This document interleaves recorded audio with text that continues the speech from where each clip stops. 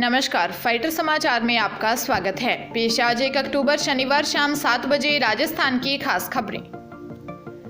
राजस्थान में मानसून को लेकर यह माना जा रहा था कि सितंबर के बाद विदाई हो जाएगी, लेकिन अक्टूबर महीने में एक बार फिर से बारिश का दौर शुरू होगा। मौसम केंद्र जयपुर ने 5 अक्टूबर से राजस्थान के कई हिस्सों में तेज बारिश का अलर्ट जारी किया है। अनुमान है कि ये दौर अगले 3 दिनों तक जारी रहेगा। नए सिस्टम का असर पूर्वी राजस्थान के भरतपुर, कोटा, जयपुर और उदयपुर संभाग के 17 जिलों में देखने को मिल सकता है। मौसम केंद्र जयपुर के निदेशक राधेश्याम शर्मा ने बताया कि पूर्वी राजस्थान से मानसून की विदाई फिलहाल अगले 7 से 8 दिन तक नहीं होगी। भरतपुर संभाग के भरतपुर, धौलपुर, करौली, सवाई माधोपुर के अलावा कोटा संभाग के कोटा, बारां, बूंदी, जयपुर संभाग के अलवर, जयपुर, दौसा, सीकर, उदयपुर संभाग के चित्तौड़गढ़, डूंगरपुर, बांसवाड़ा, उदयपुर के अलावा अजमेर संभाग के टोंक, भीलवाड़ा जिलों में भी कहीं कहीं आसमान में बादल छाने के साथ हल्की से मध्यम बारिश हो सकती है। इसके अलावा दीपावली के आसपास और उससे पहले 1-2 पश्चिमी विक्षोभ आ सकते हैं, जिसके असर से श्रीगंगानगर, हनुमानगढ़, बीकानेर, चूरू समेत उत्तर पश्चिमी राजस्थान के हिस्सों में बारिश हो सकती है। सीकर की अपर जिला एवं सेशन कोर्ट ने 4 साल पुराने हत्या के मामले में प्रेमी प्रेमिका को आजीवन कारावास की सजा सुनाई है। पत्नी ने अपने प्रेमी के साथ मिलकर फार्म हाउस पर अपने पति की हत्या कर दी थी। दोनों आरोपियों को जेल भेज दिया गया है। लोक अभियोजक आरिफ कारीगर ने बताया कि 19 दिसंबर 2018 की सुबह सीकर के बाजोरी इलाके के रहने वाले पन्नालाल का शव उसके फार्म हाउस के बरामदे में मिला था। मृतक के चचेरे भाई ने रिपोर्ट दर्ज करवाई। पुलिस ने मामला दर्ज कर जांच शुरू की। जांच में सामने आया कि हसीना ने अपने प्रेमी सतीश कुमार के साथ मिलकर अपने पति की हत्या की। मामले में पुलिस ने दोनों को गिरफ्तार किया। मार्च 2019 में दोनों के खिलाफ कोर्ट में चालान पेश हुआ, जिसके बाद दोनों को अलग अलग धाराओं में आजीवन कारावास और 5000 के आर्थिक दंड की सजा सुनाई है। घटना में शामिल आरोपी सतीश हरियाणा पुलिस में हेड कांस्टेबल के पद पर तैनात था। हसीना का पिहर सतीश के गांव के ही नजदीक था। ऐसे में दोनों के बीच काफी समय से अवैध संबंध भी थे। डूंगरपुर जिले के 3 दोस्तों के साथ उत्तराखंड घूमने गए आसपुर के एक युवक की लैंडस्लाइड की चपेट में आने से मौत हो गई।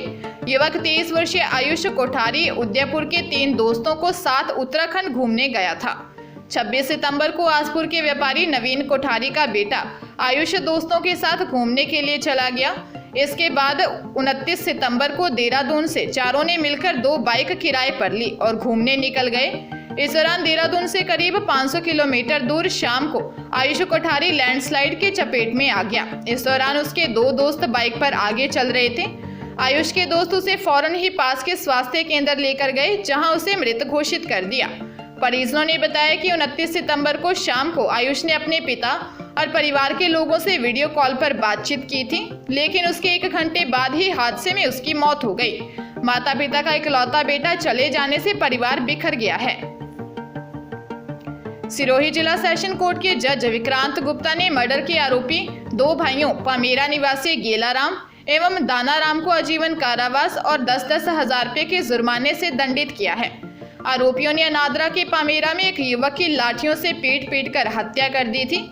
लोक अभियोजक दिनेश सिंह राजपुरोहित ने बताया कि अनादरा थाने में 21 मई 2020 को पामेरा निवासी गीमाराम ने रिपोर्ट दर्ज करवाते हुए बताया कि उसके छोटे भाई 37 वर्षीय खुमाराम के साथ करीब 12 से 13 दिन पहले उसके काका जेताराम के लड़के गेलाराम और दानाराम ने मारपीट की थी। 20 तारीख की शाम को गेलाराम और दानाराम ने उसके भाई खुमाराम को जान से मारने की नियत से लाठियों से मारपीट कर उसके दोनों पैर तोड़ मरा हुआ समझकर भाग गए।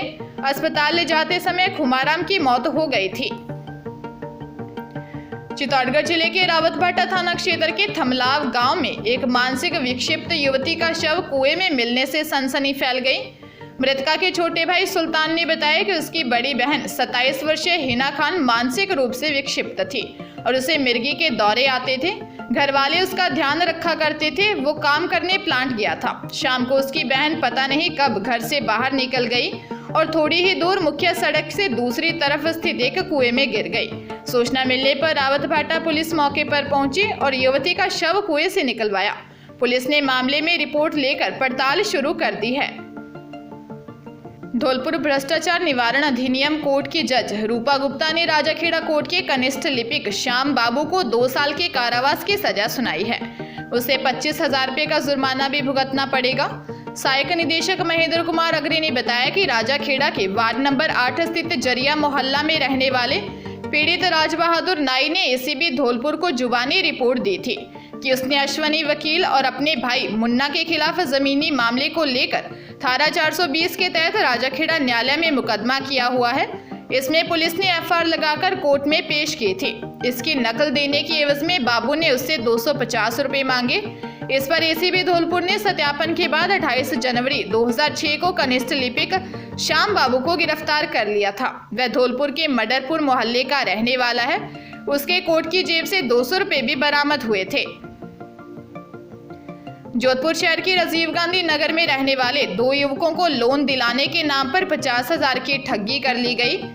महीने भर तक लोन नहीं मिला तो एक युवती और उसके साथियों ने झूठे केस में फंसाने की धमकी दी। देवनगर थाने में मामला दर्ज करवाया गया है। पुलिस ने मामले में बताया कि राजीव गांधी नगर निवासी दाऊम मोहम्मद ने बताया कि गत वर्ष 16 दिसंबर को उसके पास किसी युवती का फोन आया और लोन देने की बात की। इस पर वह अपने एक मित्र कालूराम के साथ बॉम्बे मोटर्स चौराहा पर एक कंपनी पर गए। यहाँ पर नंदिनी और महिपाल नाम के शख्स मिले जिन्होंने दस्तावेज मांगे। इस पर दाऊद ने उसे अपने घर का पट्टा 15 चेक दे दिए। रजिस्ट्रेशन फीस के तौर पर 6,000 और अन्य मिलाकर 7,000 रुपये पहले ले लिए।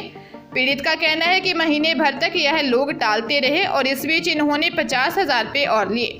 पुलिस मामले की जांच कर रही है। प्रतापगढ़ जिला मुख्यालय के अरनोद उपखंड के सालमगढ़ क्षेत्र के अंधेर बडला गांव में मां बेटे के दोहरे हत्याकांड के 7 दिन बाद पुलिस ने खुलासा कर दिया है। पुलिस ने मृतका के भतीजे और उसके दोस्त को डिटेन किया है और लूटे गए जेवरात बरामद किए हैं। पूछताछ में पता चला कि मौज शौक के लिए उन्होंने वारदात को अंजाम दिया। एसपी अनिल कुमार बेनीवाल ने बताया कि 22 सितंबर की रात को 38 वर्षीय सोहनी बाई तथा 12 वर्षीय बेटे पंकज के घर में घुसकर अज्ञात ने धारदार हथियार से हत्या कर दी। बदमाश महिला के पैर में पहने हुए कड़े और अन्य जेवरात चुरा कर ले गए थे। मृतक पंकज के स्कूल और दोस्तों में पूछने पर सामने आया कि 11वीं में पढ़ने वाले 2 बच्चे संदिग्ध हो सकते हैं। दोनों मौज शौक के लिए रुपए कमाना चाह रहे थे। तकनीकी एवं मनोवैज्ञानिक तरीके से पूछताछ करने पर दोनों नाबालिगों ने वारदात करना स्वीकार किया। धौलपुर जिले के बाड़ी उपखंड के सदर थाना क्षेत्र के बिजोली गांव में टीबी से ग्रसित रोगी ने पत्नी के वियोग में तंग आकर आत्महत्या कर ली। सूचना मिलने पर बिजोली चौकी पुलिस मौके पर पहुंची।